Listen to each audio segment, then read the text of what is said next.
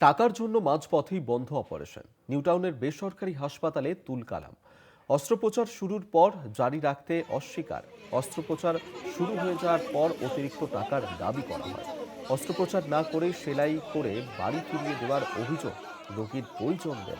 নিউটাউনের বেসরকারি হাসপাতালে এই ঘটনা ঘটেছে, আর সেখানেই ঘটনাকে কেন্দ্র করে তুলকালাম পরিস্থিতি, যেখানে অস্ত্রোপচার শুরুর পর তা জারি রাখতে অস্বীকার করা হয়, কারণ টাকার দাবি করা হয়। সেই সময় যেমনটা রোগীর পরিজনদের তরফ থেকে অভিযোগ করা হচ্ছে, এবং টাকার জন্য মাঝপথেই বন্ধ করে দেওয়া হয় এই অপারেশন।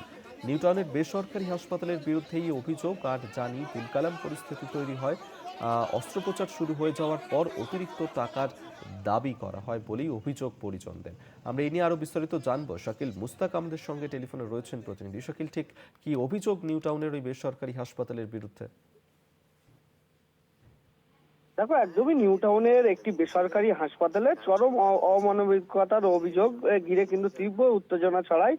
মূলত অভিযোগ যেটা, পেটের অপারেশনের জন্য এক রোগী ভর্তি করা হয় এবং নির্ধারিত টাকার বিনিময়ে অপারেশনের কথা হয়, কিন্তু অপারেশন থিয়েটারে রোগীর পেট কাটার পর হঠাৎ চিকিৎসক ও হাসপাতালের কর্তৃপক্ষ জানায় আগে থেকে যে টাকার কথা হয়েছে সেই টাকায় অপারেশন করা সম্ভব নয়, আরো টাকা না দিলে অপারেশন করা হবে না বলে জানানো হয় হাসপাতাল কর্তৃপক্ষ পরিবারের কর্তৃপক্ষকে।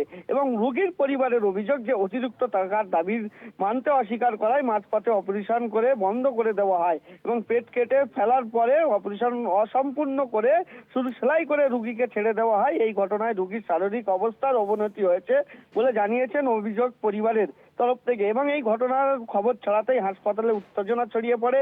রোগীর পরিবারের সদস্যরা হাসপাতাল কর্তৃপক্ষের বিরুদ্ধে তীব্র বিক্ষোভ দেখাতে থাকেন এবং তাদের দাবি একটাই, চরম চিকিৎসা গাফিলতি এবং মানবিকতার লঙ্ঘন।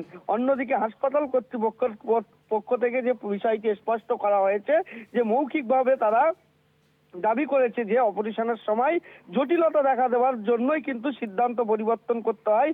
এই ঘটনা নিয়ে স্বাস্থ্য দপ্তরের হস্তক্ষেপ ও নিরপেক্ষতার তদন্তের দাবি তুলেছে পরিবারের তরফ থেকে। ইতিমধ্যেই ঘটনাস্থলে গিয়েছিলেন টেকনোসিটি থানার পুলিশ, তারা বিষয়টিকে সামাল দেন।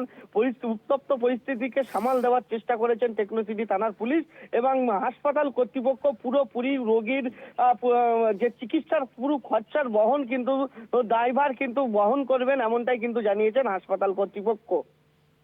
ধন্যবাদ শাকিল তোমাকে। শাকিল মুস্তাক আমাদের সঙ্গে টেলিফোনে ছিলেন প্রতিনিধি।